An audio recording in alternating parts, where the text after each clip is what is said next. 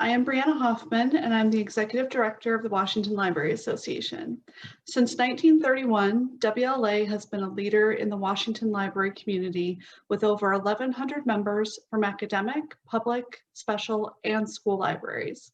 We provide advocacy, professional development, and leadership opportunities while promoting intellectual freedom and innovation. We are honored to be partnering with our friends, the Washington Center for the Book, for this event. On behalf of WLA, I want to thank you all for joining us tonight. Now we'll take it back to Sarah to introduce our author. Eric Liu is the founder and CEO of Citizen University, which works to build a culture of powerful and responsible citizenship in the United States. He also directs the Aspen Institute's Citizenship and American Identity program. He is the author of several acclaimed books, including The Accidental Asian, Notes of a Native Speaker, The Gardens of Democracy, You're More Powerful Than You Think, A Citizen's Guide to Making Change Happen, and his most recent, Become America, Civic Sermons on Love, Responsibility, and Democracy, a New York Times new and notable book. He has been selected as an Ashoka Fellow and a member of the American Academy of Arts and Sciences. He is featured on the PBS documentary American Creed and is a frequent contributor to theatlantic.com. Liu served as a White House speechwriter for President Bill Clinton and later as the president's deputy domestic policy advisor. He was later appointed by President Obama to serve on the board of the Corporation for National and Community Service. He and his family live in Seattle. Winner of the 2020 Washington State Book Award for Creative Nonfiction, Become America offers stirring explorations of current and timeless topics about democracy, liberty, equal justice, and powerful citizenship. Eric Liu, welcome, and thank you for being with us this evening. Sarah, thank you so much for that welcome. I want to thank you and Brianna and Linda and all the others who've been involved in making the Washington State Book Awards a reality. I'm so deeply honored that Become America was selected to be one of the recipients of the award in 2020. But more than that, I'm just deeply proud to be connected to an award that is itself the product of library institutions. One thing I didn't put in that bio that Sarah, you just shared with folks is my deep, deep relationship with the Seattle Public Library. I served as a trustee of the Seattle Public Library for 10 years. I would have kept going, but I was term limited and have served as well on the foundation board for the Seattle Public Library. I'm the son of a former librarian. And I, on a personal level, on a civic level, intellectually and just emotionally, I love libraries. I love the purpose of a public library, whether at the city scale or at the state scale. And I think the ways that these institutions that have partnered to bring us together today work every day, and especially every day over the last 10, 11 months during this pandemic, is something that we have to celebrate and cheer. It's something that so many people miss, being able to be together in a room. We would have tonight been in the Microsoft Auditorium at the Central Library branch in Seattle, had we been able to. And there will come a day soon when we can, and come a day soon when libraries can host reading hours and ESL classes for English language learners and provide direct services and information access to people who are unhoused in our community, and just create this shared civic space that we together can use to make sense of things. And so I just really want to salute all of you, SPL, Washington State Library, Washington Center for the Book, for bringing us together and for all that you do. I also want to thank our friends at Seattle Channel who are recording and will be airing this conversation as well. What I thought I would do tonight actually is tell you a little bit about how this book came to be. This book here, Become America, the subtitle is Civic Sermons on Love, Responsibility, and Democracy. And maybe the two words that are most intriguing to those of you who don't know me or the work is civic sermons. What does that mean? What's that all about? And I wanted to give you a little bit of context. I'm the co-founder with my wife, Janae Kane, of an organization here in Seattle that works all around the United States called Citizen University. And our work as a nonprofit is to build a culture of powerful, responsible citizenship all across the land. And when we think about that idea of powerful, responsible citizenship, when we speak of citizens in our name and otherwise, we mean the deeper ethical sense of being a member of the body, a contributor to community. We're not talking about documentation status or legal papers.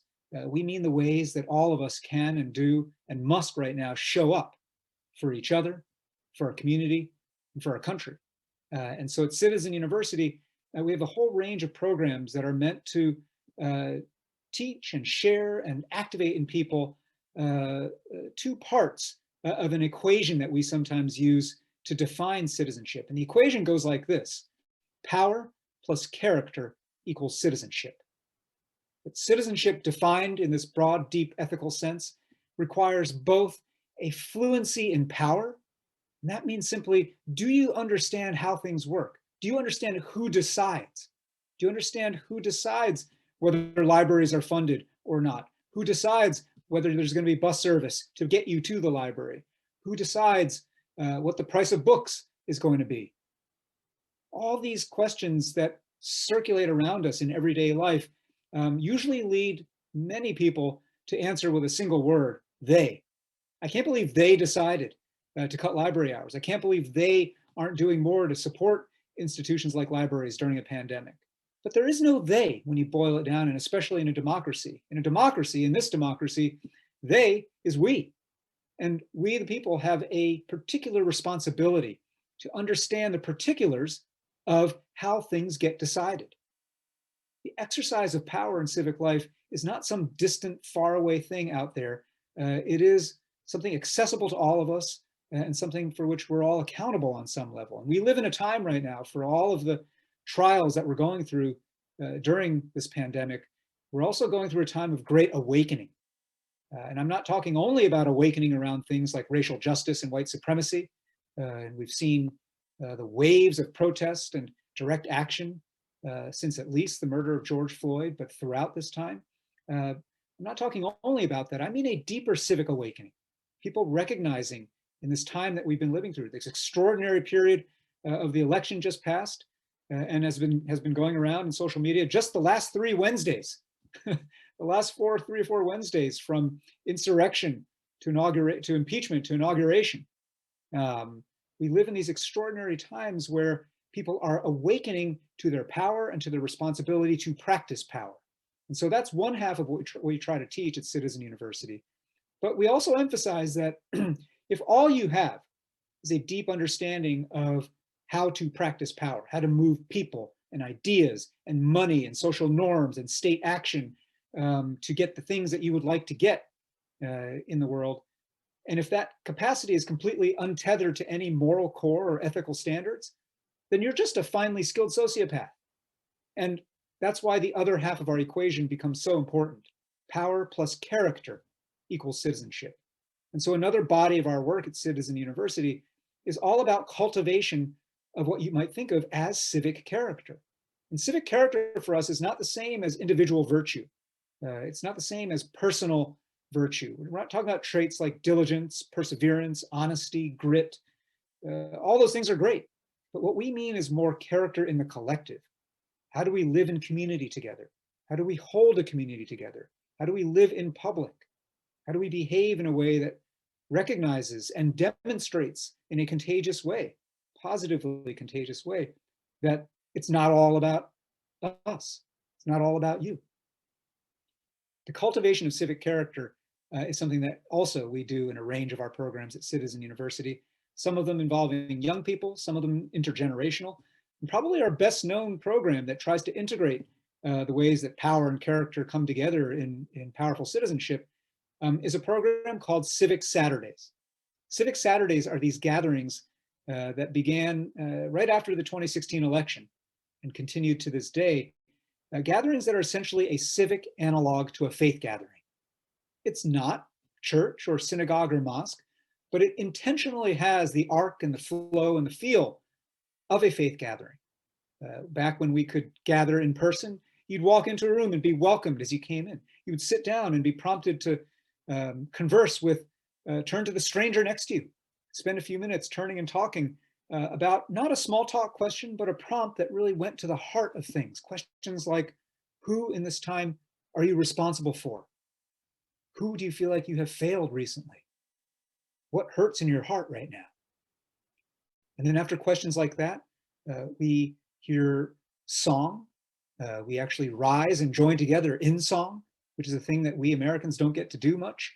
There are readings of poetry, and then there are readings of texts that you might think of as civic scripture, texts drawn from not just the founding era, but from throughout our shared history, and not just the texts that are super well known to every school child, but texts perhaps you've never heard of by people you've never heard of, and yet texts that instantiate and articulate something deep about the creed that we profess to live by in the United States of liberty and equality for all, and a creed that we are still perpetually trying to actually deliver upon. And then after those readings of civic scripture, there's a civic sermon that follows, in which somebody speaks to try to make ethical and moral sense of this moment, to help give us some way to stitch together all of the chaos and the churn of this centrifugal time that we're living in right now, this fragmented demos that we are part of right now, to try to weave that back together and make some moral, ethical meaning, and then connect that back to what can we do, each of us. And so after the civic sermon, we break into civic circles where people in circles of 4 or 5 talk to each other, not only about what they were inspired or moved or provoked, challenged to think about or wrestle with during the preceding part of the gathering, but really then to make commitments about how we're going to show up now, where we live, in our community, wherever we may be, to put some of those high ideals into everyday practice. That's the arc of a Civic Saturday. And though the pandemic has prevented us from doing that still in person, we have moved online like we all have, and Civic Saturdays are happening on Zoom on a regular basis. And when Civic Saturdays began, people all over the country started asking us, well, how can we be part of these? And for a while, our team actually ran all around the country leading these gatherings. And anybody who's involved in nonprofit management, I see our board member and friend Diane Douglas in the chat, you know that running around the country to do events by yourself is a terrible way to scale an idea, super not scalable. And so what we did instead was we created a civic seminary program where we train catalytic people from communities all around the United States, small rural towns, big cities, red and blue places, places in between, to come and get trained to lead their own Civic Saturdays in their own communities and for their own communities. And so if you're interested in any of this, of course, you can check out our website, citizenuniversity.us, and there's information about all these programs. But all of that was my way of providing some context for this book and for what I wanted to share a little bit this evening, and why the subtitle of Become America is Civic Sermons on Love, Responsibility, and Democracy.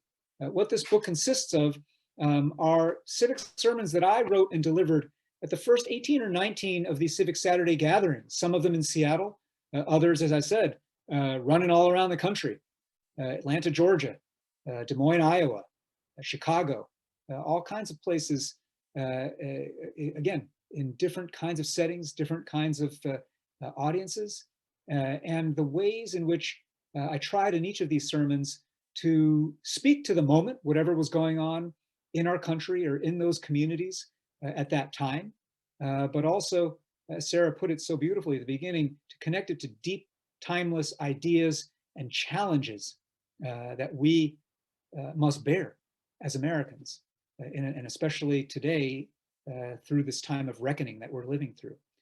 So what I wanted to do for a little while or so, maybe 20 minutes, is just to read some selections from this book to give you a taste of some of what's in here, and then allow another 15 or 20 minutes or so for conversation, Q&A. And if it hasn't been said already in chat or otherwise, as we go, if you have questions, please just put them into chat. I'll try to keep half an eyeball on them, but when it comes time to do that, I'll read them, and I know others on the team here will be keeping an eye as well.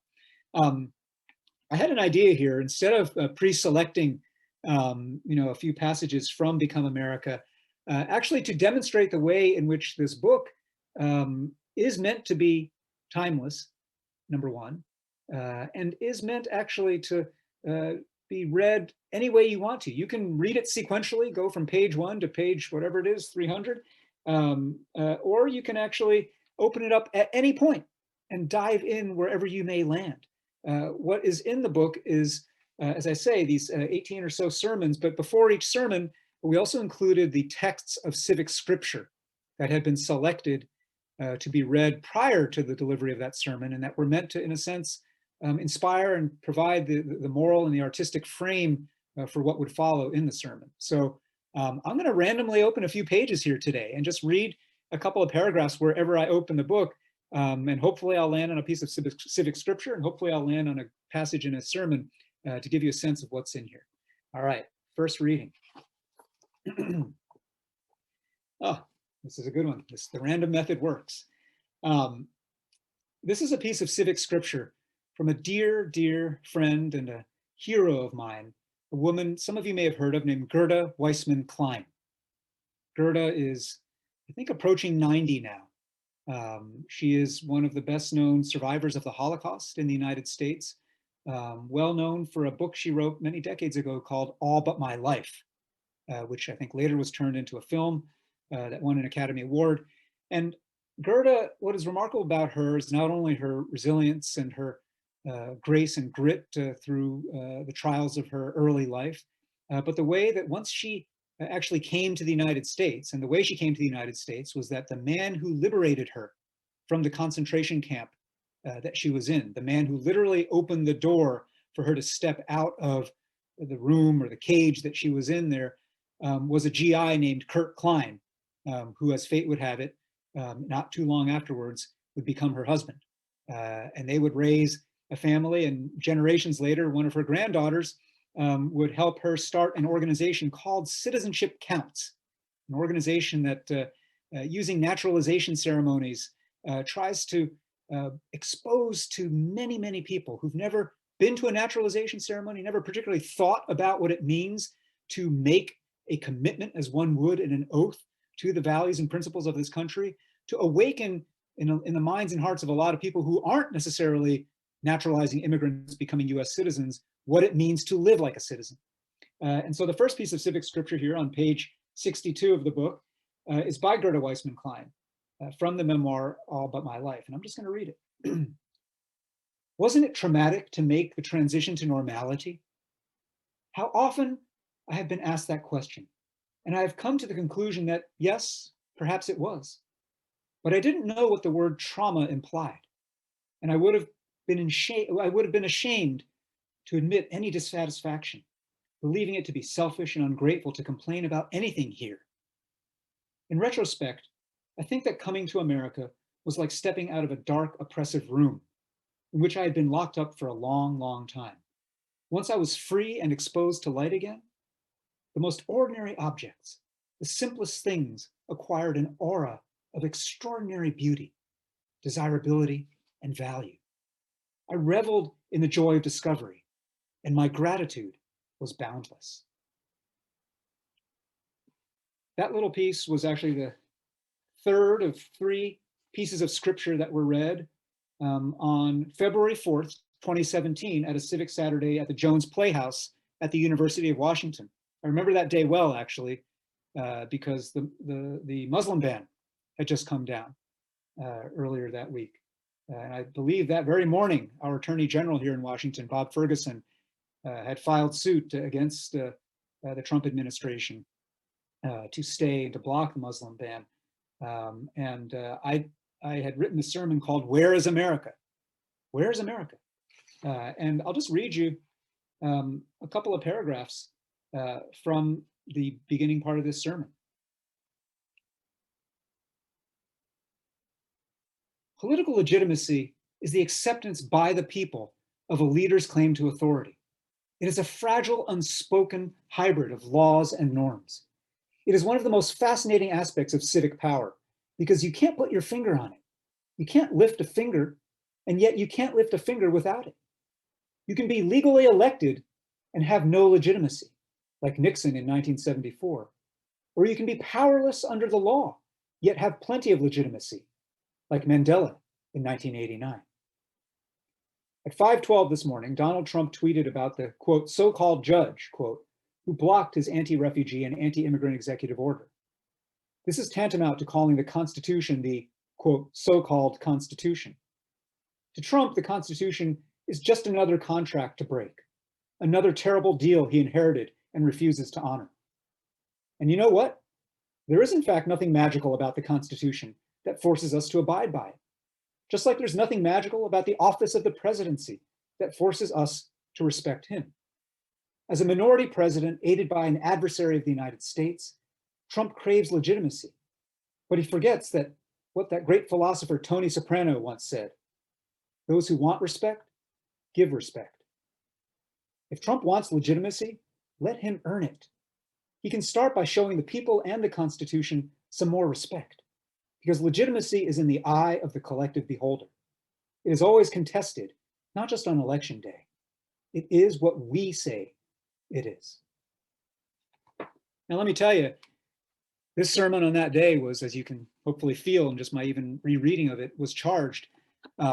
And I think that was by chance, a pretty good selection to have chosen to illuminate the idea that these questions that we wrestle with, what makes a president legitimate? What makes us obey the Constitution? What does it mean to respect the rule of law and one another? Yes, what I wrote then and delivered then in that sermon was responding to that moment. But also, I think it does not take a whole lot of civic imagination to see how literally every single word I just read applies to the moment we are living in right now. And I think this is true not only of the sermons collected in Become America, but it is true of every text we may encounter in civic life. And this is something that we try to teach people in our work at Citizen University.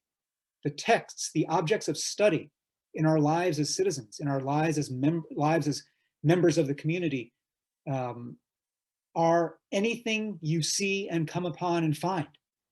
And so a resolution by the city council, the Facebook post by one of your neighbors about what's going on and whether your neighborhood is or isn't dealing with the fact that there are unhoused people living right there.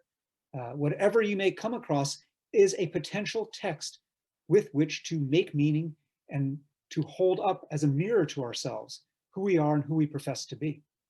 One other thing I'll say about this particular excerpt I just read, in my civic sermons and in my work in general, I think it's really important to point out that at Citizen University, we're a nonprofit, we're nonpartisan. But being actually, a better way to put it is we are cross-partisan. We are cross-ideological. And what that means is we believe that ideas of civic power and civic character do not belong to either side or any side. Just like we believe the idea of true patriotism. Are you working to close the gap between our creed and our deeds? That should not belong to either side, either party, or either political force in our country. And so the cross-ideological spirit of challenging people left and right to ask, what does character require us to do? There was very little that was in fact truly conservative about the way the prior administration dealt with the Constitution. Very little in the way of norms, laws, precedent, and respect was being conserved. And there is a great deal in some of today's most agitating social change movements that, looked at a different way, are quite conservative. Because what Black Lives Matter is trying to do is to conserve the idea that all people are created equal. To not give up on it, to not throw it away, to not say that's a bunch of BS, but to hold it up there and say, we believe in this, we will hold this, and we will hold you to this. And so what's conservative and what's liberal? I think those are questions that we can argue about all day long. And as people from all around the country are having and holding Civic Saturdays, they will argue about those things. And I think that's great. Just because our politics are polarized doesn't mean that we have to avoid argument. The thing that we've got to learn how to do is to have better arguments. And better arguments begin with a recognition of principle and a recognition of what's moving us at the heart level to feel the way we feel about what's going on around us in the country. So let me pick another selection here to read next. Okay. This one actually happens to be also from a sermon delivered in Seattle. Page 224 of Become America. This is from a sermon that I delivered on April 28th, 2018, over at the Northwest African American Museum here in Seattle. And that day I'd selected 3 texts of civic scripture, a passage from the book Just Mercy by Brian Stevenson, who founded the Equal Justice Initiative and has been not only a absolutely fearless and pioneering defender of Black inmates on death row throughout the American South, but has also now created a much more ambitious civic, emotional, historical, artistic project that is a memorial in Montgomery, Alabama, to all the Black Americans who were lynched during the years of Jim Crow and beyond. Brian Stevenson's text is first, and then James Weldon Johnson, the lyrics to the song "Lift Every Voice and Sing," which some of you may know, considered informally the Black national anthem, written in 1900. And then a small passage from Pauli Murray, who was a pioneering African-American scholar, an activist, a passage from a book of hers called American Credo. And this particular sermon was called Time Travel. And what I wrote about was the ways in which when you step into a place like the Northwest African American Museum, and if you haven't been there, go there when you can in person, but go to their exhibitions if you can right now. In the same way that the United States, the National Museum of African American History in Washington, D.C., part of the Smithsonian and the National Mall, is an absolute requirement to have gone to and seen and reckoned with if you want to understand the United States. So is this museum in our region important to understanding the history of our region. So here's a passage that I'll just begin to read. Hindsight is foresight if we know how to see. The cultural movement that yielded Octavia Butler and her novelistic universes, as well as the Black Panther comics and film characters, is called Afrofuturism. It weaves diasporan dreams with fantastic technologies to make people here and now see that the technology for transformation already exists. It is in our hearts. It is in our willingness to organize and to make power out of thin air. We could all stand to learn from Afrofuturism. We need a futurism for us all that is dedicated to the proposition that if we are all created equal, we should start acting like it. We need a futurism that uses superheroes and comic book villains to teach us how to see what is right in front of us. And you know what? If you pay attention, you'll notice that we have the raw material for such a futurism. The superheroes and their foils are all around us now. Teenagers across the country are organizing some of the greatest social protests and direct civic actions this country has seen in, well, half a century. Meanwhile, the occupant of the White House and the occupant of Kanye West's mansion are tweeting that they are spirit brothers because they indeed are. Brothers in narcissism, in a talent for attention getting, in ignorant certitude that wealth equals wisdom, in a flattened ahistorical belief that what is now is all that is. Civic Saturday exists so that together we can remember that no condition in our country was created yesterday, and no citizen of this country will live forever. Civic Saturday exists so that we can teach each other how not just to tell the truth about our history, but also to reckon with it. Civic Saturday exists to remind us that to reckon means to calculate, to count up and tally, to prepare ourselves and others to pay the price of reconciliation. So that was a passage. The reason why it was called Time Travel is that the conceit that I used, inspired by Octavia Butler, the great science fiction Afrofuturist, proto-Afrofuturist novelist, this conceit that I used for the sermon was in fact to travel across time, decade after decade, in the life of our country, to imagine what it would have been like to have been transported where I could have participated during the early deliberations at the Constitutional Convention, how I might have participated in the fight against Jim Crow after Reconstruction was betrayed in 1877 and things began to regress and revert, and all the progress that had been made in the 12 years after the Civil War was receding. What would I have done if I'd been able to get into a time machine and poof, just plop right there and be part of it and have to show up? I think that kind of stepping out of time is a thing that should be welcome to us all right now when we're living through, is it Thursday? Is it Friday? Is it January? Is it pandemic Monday? I don't know what time it is, right? We live in a time without time right now during COVID. And that's why an appreciation of history, personal history, collective history, national history, and an appreciation for the stories that go untold in the official versions of all those stories, personal, collective, and national. Why diving deep into that kind of history can be awfully beneficial right now. So let me do one more random selection here. And I see in chat a question, by the way, about whether this will be recorded. It is being recorded and it will be available, I think, both through Seattle Public Library, and it will air later on the Seattle channel. Okay, let me open up randomly to one more page here.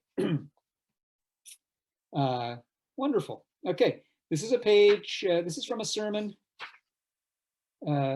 You know what's nice about this? Only about half the sermons in this book were actually delivered in Seattle, but all three of the selections I'm making today happen to have been randomly from sermons delivered in Seattle.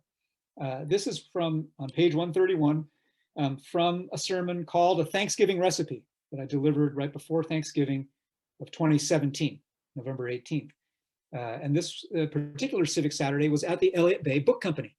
And I neglected at the beginning to say something, and I will say it now about the Elliott Bay Book Company. The very first Civic Saturday we had was 4 days after the 2016 election. Our team had been thinking of this concept as a new program, and we've been designing and sketching it and thinking that sometime in the first quarter of 2017, we would launch this program and start doing them in Seattle. But because of the political, psychic, emotional earthquake of Election Day 2016, we realized, forget those 3-month plans. We got to do this now. And so in 4 days, we pulled together our first gathering.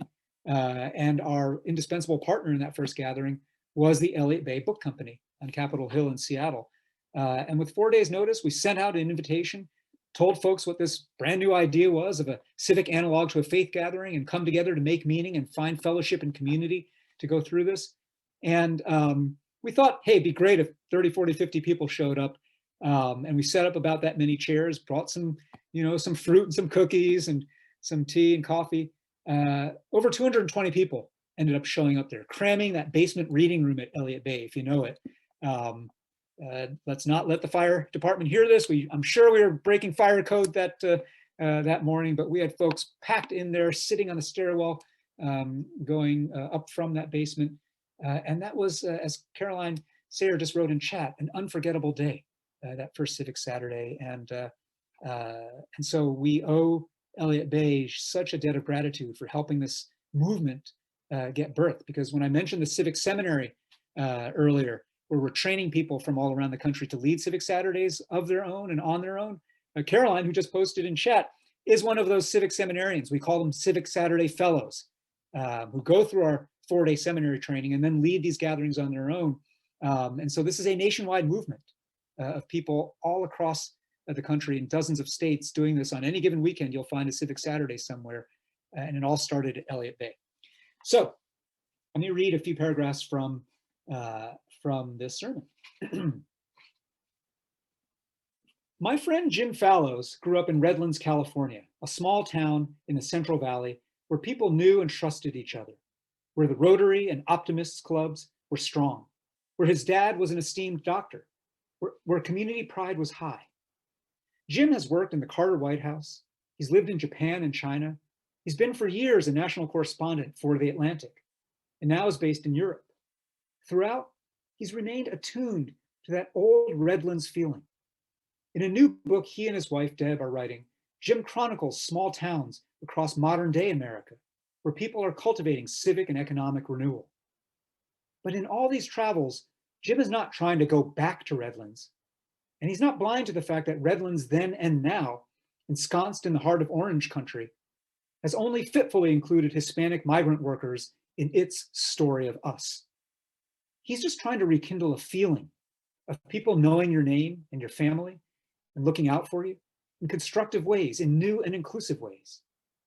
This kind of remembering requires a certain kind of forgetting. What you've got to forget, paradoxically, are the specific circumstances that you so fondly recall. You've got to recognize that environment is not as universal, but as particular. You've got to recognize that environment not as universal, but as particular. The Redlands of Jim's youth was not the Redlands of the non-white kid, or even of the white kid whose dad wasn't a doctor. You've got to name this trick of memory, then release it, and preserve only the animating core of it, which was the feeling. The feeling is universal, or at least universally desired. I went to Redlands recently. I got it. I felt it. The question is how to make a place where everyone gets that feeling, where everyone has that yearning answered, and everyone feels seen and welcome. Jim Fallows, who I mentioned in that little excerpt, he and his wife Deb have since published that book. It's called Our Towns, and it's a fantastic book. I commend it to all of you. They flew all around the United States in their two-engine prop plane, and towns that were not tiny but not big, medium-sized towns: Fresno, San Bernardino, Scranton, places that are not usually in the headlines, as he put it, are not usually in the headlines for good reasons. They're in the headlines because a place like Scranton, well, now Scranton's there because Joe Biden claims Scranton as his hometown, but Scranton had been in the headlines for being a case study of the ripple effects of deindustrialization, Rust Belt life. San Bernardino was in the headlines because of the mass shootings there a few years ago. But what he found and what Deb found in their travels and depicted in this book are the ways in which, outside the narrative of national politics, where everything is a scorched earth, zero-sum trench warfare battle to the death, people in our towns are just trying to make stuff work. They're just trying to fix stuff. They're just trying to understand problems, understand each other. And they don't have the luxury of just demonizing people outright and relying only on tweets and talking points. You either are or are not going to make transportation work. You either are or are not going to be able to revitalize a dilapidated downtown. You either are or are not are going to deal with the way that economic inequality has gentrified people out of entire neighborhoods and changed a neighborhood like my own central district here in Seattle that's adjacent to my neighborhood from a historically Black center lifeblood of a city to just another precinct of new white tech wealth. How you deal with these things can't be done with the tools of national politics. How you deal with these things is with a spirit of rehumanization, seeing that in a town, and that includes a town like Seattle, but that includes towns like Omak, Silverdale, Spokane, towns all across the state of Washington where people have politics very different from mine. I make it super clear, as you can hear in the excerpts I read, that I'm left of center, that my politics are progressive. But my view is, in politics as in life, you need both eyes. You need binocular vision to have depth perception. If I'm only seeing out of my left eye, I cannot actually fully appreciate what's going on around me. I need the vision provided by the right eye. I need to understand what small c conservatives would want in a stronger faith community, in a stronger sense of responsibility among neighbors and citizens, so they don't have to go to government as the solver of problems of first resort. I get that. I share part of that spirit. And that fusion and that synthesis, again, is really hard to deal with in national politics right now, and really necessary where we live in our towns. And so that spirit of synthesizing left and right, but also, as that excerpt from the sermon reminded us, activating the heart, thinking about what is the feeling that you like about being in a small town? What is the feeling that you might not like about being in a small town, wherever you are? What things would make you feel welcome and embraced and woven into social fabric, what things would make you feel excluded, like an other, like someone to be feared, and to think about the ways in which people all around us who don't look like us, vote like us, pray like us, move like us, sing like us, talk like us, eat like us, how they might be feeling. And I think right now in this moment, early in the Biden presidency, there's already been a kind of preemptive backlash against language like unity or empathy. And look, I get it. There's been a lot of pain, and especially over the last 4 years, a lot of trauma. And that's just civically and politically. I'm not even talking about the pandemic. And so it's very hard to face that pain. It's very hard to summon empathy for someone whose worldview might have been actually a part of the cause of your own pain.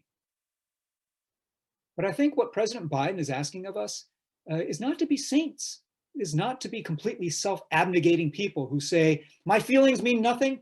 Please let me be a vessel for all of your feelings and let me just try to understand you as an empath. No, I think what we are being called to do right now, and not just by the president, actually, though I worked in the White House and spent a lot of time, formative years in DC, I'm not a believer that we have to all follow the lead of a president. I run Citizen University because, and co-founded it because I believe that, as the civil rights activist Ella Baker once said, strong people don't need strong leaders. I don't want a president to ride in as my savior. Now, if there's a bad president, I want to get that president out. But we've got to become a strong people. And I think that's the spirit of what's called upon right now in a book like Our Towns, which, by the way, is about to become an HBO film, is an HBO documentary film that will be airing, I think, in March. So keep an eye out for that. But also in all of our work at Citizen University, all of our programs. I've spoken about Civic Saturday and Civic Seminary. We have programs for young people where they practice youth power projects. We've created a new program called Citizen Redefined, which extends this metaphor of civic religion, if you will, that you can think of as a civic confirmation program, where circles of teenagers will be guided by an elder over weeks and months in a process of moral, ethical, civic, spiritual formation, culminating in a public rite of passage that's akin to a church confirmation or a bat mitzvah or a bar mitzvah, but is a civic confirmation. And so we've got this range of programs. And look, I have no illusions. We're a small nonprofit. We're based in Seattle, Washington. We're not Starbucks franchise in every town in the country, but we're trying to do our part. And the spirit of this book and the spirit of our work at Citizen University is to invite you all to think about what's your part. And my way of segueing into Q&A here is actually to circle back to Caroline Sayre, who posted in chat, who I named a little while ago as one of our alums of our Civic Seminary program, our Civic Saturday Fellows, because when I think about big citizens in our town here in Seattle, I don't know how many of you have heard of Caroline, but I want to tell you about her because she is, if you look up the phrase show up in the dictionary, it ought to have her face. She shows up by organizing Civic Saturdays. She shows up by being one of the first organizers of something called Ben Franklin Circles here in Seattle, which you should check out. Circles of people who come together and commit to a process of self-discovery together over many months, using the 13 virtues that Franklin described in his autobiography, and that a young Ben Franklin kept in a notebook every day to ask, did I live up to these 13 virtues? Justice, temperance, perseverance, so forth. But Caroline also leads I don't know what they're called, she can tell us maybe in chat, she leads a little group of folks in Fremont on a regular basis, just picking up trash, just joyfully using pickers and grabbers and just going around and filling bags and bags of trash. And I think about that a lot, the ways in which we can show up, the ways in which we can take responsibility. And you might think, well, there's a ginormous distance between picking up trash in Fremont, Seattle, and making sure that the Senate of the United States provides for a higher stimulus payment during COVID relief. Yeah, sure, seen one way, there is a giant distance, but seen another way, that distance absolutely collapses, because all of it is about building citizen muscle. All of it is about building the capacity to mobilize people and ideas and money and social norms and influence with a spirit of character. That's called citizenship. And that's what we're trying to teach. That's what this book is about. And I just want to close by saying again, thank you. And let me now open up to questions that you all might have. And so I'm going to scan through chat here and see if there's some early questions just to get the ball rolling. Vincent Pierce, how are you, Vincent? Asks, what was your emotional, not intellectual reaction to January 6th? Were you surprised? Before I answer that question, let me invite you all to post any other questions you may have into the chat function. My emotional reaction was, I think, like that of a lot of other people in the United States. It was disgust. It was revulsion. It was an angry sense of desecration. I guess that's the, and I think one of the most notable words that was used in the minutes, in the live commentary on CNN during the insurrection, one of the most notable words in all that commentary was the word sacred. People talking about how this sacred temple of our democracy, this sacred space was being trashed. People were literally breaking it apart. People were flying the flag of the Confederacy in this space. And my initial reaction was that feeling of something sacred being violated. But what was being violated and what was sacred and what led to that sense of revulsion was not the building.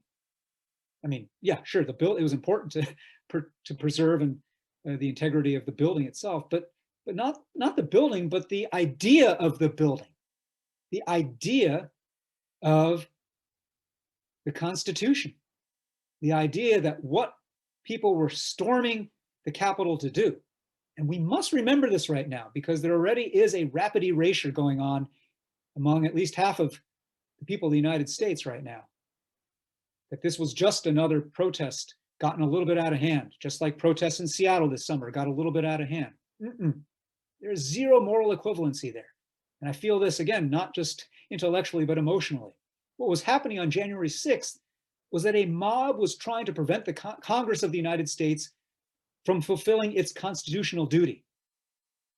The mob was committing sedition. The mob was committing an insurrection. The mob was saying, forget the Constitution. We want it our way. And that is no way to run a democracy. That is no way to govern ourselves. Heck, those of you who are parents, that is no way to raise a child, to say that when you don't get what you want, you should just absolutely throw things over and storm the room or storm out of the room. We know this. And this is why the only people who think that the only thing you get in society and American life is rights without responsibilities, the only people who really think that are toddlers and sociopaths. The rest of us who try to live like citizens recognize that democracy is a game of infinite repeat play. You're going to win some and you're going to lose some. And when you lose some, you lose. You accept it and you move on. And so I'm getting emotional right now, but I think that was a lot of what was going on in my heart that day, and a lot of the anger that I was feeling. Was I surprised? Yes and no. I wasn't surprised of the fact of it. I mean, if you look back at the prior days, weeks, months of messages from the former president, and certainly messages among some of the most rabid and conspiratorial of his followers, what happened on the Capitol that day was actually nearly the completely predictable, logical conclusion of a chain of events and incitements. And so it wasn't surprising. And yet, on the other hand, I guess I was surprised still that Rubicon had been crossed in that way. And I think a lot of Americans were as well. And a lot of Americans were snapped back out of any sense of, hey, we can just paper over divides. We can just, treat this as a protest gone wrong. Something, again, profane happened that day. And I think a lot of people, not just Democrats, in our work at Citizen University, in my own circles of learning and action, I work a ton with a very wide range of people on the right, put it that way, ranging from never Trump reform-oriented conservatives to libertarians who hate both parties, to people who are just kind of strongly nationalist in their politics, to, you name it. But I think what all of them, when I said earlier, this sense of us and them that happens in civic life, there is an us and a them. There always will be an us and a them. Why? Because we're humans, and human nature wants to divide us into an us and a them. But what is powerful and important about nurturing a spirit of what we think of in our work as civic religion, an adherence to this creed and these ideals of equal justice under law, of liberty for all, of responsibility from all. What it means to live up to that creed is that there's a new way to define us and them, a civic way.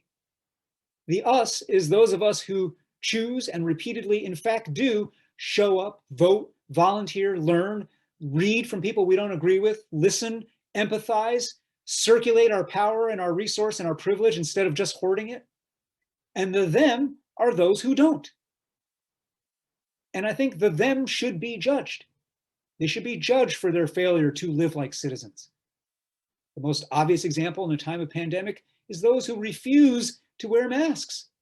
Now that refusal has become itself a badge of partisan and tribal identity, partisan identity. But to me, it's not about party. It's not about ideology. It's about a moral core of responsibility. And so there is an us and a them. But the thing about this us and them, unlike an us and them that's based on whiteness, on whether you were born on this soil, on whether you believe in this God, the thing about this us and this them is that it is possible at any moment for one of them to become one of us, simply by choosing to live like a citizen, by choosing to release the tantrums of rights, me, now, to release that way of thinking and moving in the world and to accept that they're part of a greater whole. And that transition that has to be prompted by an invitation. We who try to live like citizens must always be inviting people in, not canceling them out, not blocking them out. Judge when you have to judge, but invite and create a pathway back in. I think that's one of the most important tasks we have right now. So I know we have about 5 minutes left. I want to see if there are other questions for people to post into the chat. Lee asks, you use words like sermon and seminary. Can you explain more how the structures of religion are useful for a secular experiment like Civic Saturdays? I'm so glad you asked. The reason why we choose this language, the reason why we call these gatherings civic analogs to faith gathering and not just a meeting or an event, is twofold. Number one, we recognize on the most basic level, and I think January 6th actually has reminded tens of millions of Americans that democracy itself is fragile in a particular way. And the way that it's particular is that democracy requires faith. I don't mean faith in a God. Democracy requires faith in each other. Democracy works only when enough of us believe democracy works. And that mutual magical millionfold agreement that this thing should mean something, that the preamble should mean something, that Section 3 of the 14th Amendment should mean something, is just that. It's just a fragile, unspoken agreement. It's kind of like the same agreement that we all make that dollar bills should mean something, that a piece of green paper should actually be exchangeable for a piece of candy. When things are going smoothly, we don't question the unspoken agreement, the unspoken faith. In the context of currency, they talk about full faith and credit. In the civic sense, we think about civic faith. John Dewey called it civic faith. And so in the first place, it's reminding us that democracy is not just the machinery of how a bill becomes law. It's not just the process and the procedures of decision making. It is, in the first place, prior to that, prior to the structures of government and self-government, And upstream of the structure is culture, is a set of norms, values, beliefs, habits, and shared narratives about how we're going to show up for each other and with each other. That kind of faith in each other and in our constitutional system of self-government requires nurturing. It is not self-executing. There may be truths about human equality that are self-evident, but they are not self-actuating. We have to actuate them, and that requires faith. That's the first reason. The second reason has to do more with our times. We're living in a time right now where people have lost faith in each other, in our institutions, in systems, and everybody, everywhere, left, right, center, feels the game is rigged. The fight is rigged. And we at Citizen University exist so that we can actually convert that feeling of powerlessness that comes when you think that everything's rigged against you into a sense of responsibility for re-rigging the game, re-rigging it. And that re-rigging is not just a matter of skills development. That re-rigging is a matter of a sense of collective meaning-making, collective purpose, and common purpose. We have to weave together again a greater, larger, unifying, inclusive story of us. What's so painful about this time, but also beautiful, is that a new America is being birthed right now. Whiteness and Americanness, which used to be synonymous and interchangeable, have delinked. And that's created a chasm of uncertainty and fear and anxiety and hopefulness, depending on who you are and where you are. And our job right now is with a spirit, of, hey, this isn't just an intellectual exercise. This is about us feeling like we want to be together and make meaning together and search out and scratch out a new story together. And that is the work of, the pioneering sociologist Emile Durkheim described religion of any kind, whether animistic religions in the Australian outback to, the Catholic Church. He described religion as the effort of any group of humans to sanctify the miraculous existence of groupness. The fact that we come together as a group and hold each other together in a community, in a group, the fact that humans figured out in the earliest bands of Cro-Magnon proto-humans is a miracle. It's a miracle. And democracy is the most advanced current form of that miracle. And that miracle requires us to believe that it's possible for us to change and upgrade and reform and weed and seed and feed the system as we need to. And that's why we emphasize so much this metaphor of civic religion. I know we're out of time, but I want to thank you all for these questions, for your presence, for your just engagement, and truly want to invite you into the work that we do at Citizen University. Check us out at citizenuniversity.us. Join us for an upcoming Civic Saturday. Apply for the Civic Saturday Fellowship if you're moved and you think, hey, I can do this. And you know what? If you think that, you're right. You can do this. No special background or training or knowledge of politics or history is required. You just got to feel like you want to live like a citizen and be open to gathering other humans to do that. And last of all, I do hope you'll go to your library and get on the holds list and check out Become America.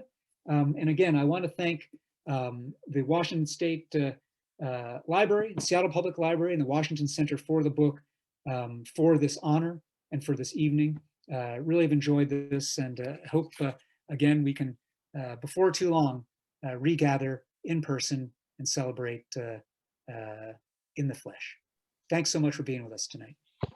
Eric, thank you so much for your book, for your work, and for being with us this evening. Thank you.